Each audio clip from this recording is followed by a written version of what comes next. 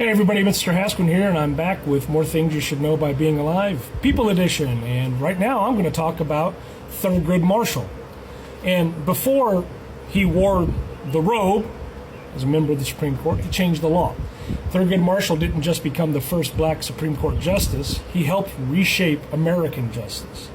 Thurgood Marshall was born in 1908 in Baltimore, Maryland, and he was the grandson of an enslaved man.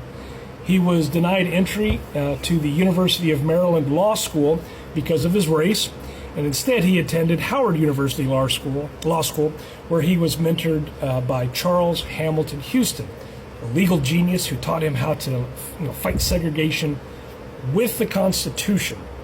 And by the 1940s, Marshall had become chief counsel for the NAACP, traveling all across the South, arguing case after case, challenging Jim Crow one courtroom at a time. Now, his most famous case, of course, is Brown v. Board of Education, Topeka, Kansas, 1954. Marshall led the legal team that argued racial segregation in public schools violated the 14th Amendment, and the Supreme Court agreed unanimously in that decision. Separate but equal was no longer the law of the land.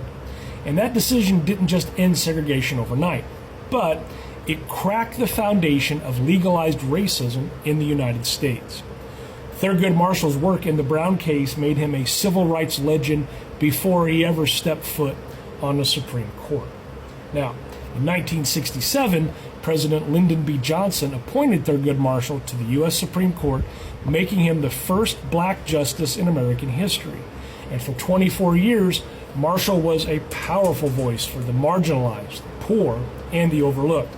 He defended civil rights, reproductive rights, criminal justice reform, affirmative action. And he was often in the minority, and he became known for his dissents from the majority. He was clear and principled and always grounded in justice.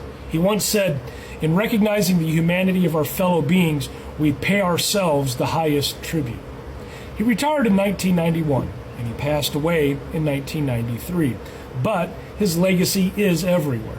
It's in our classrooms, it's in our courts, and it's in our Constitution.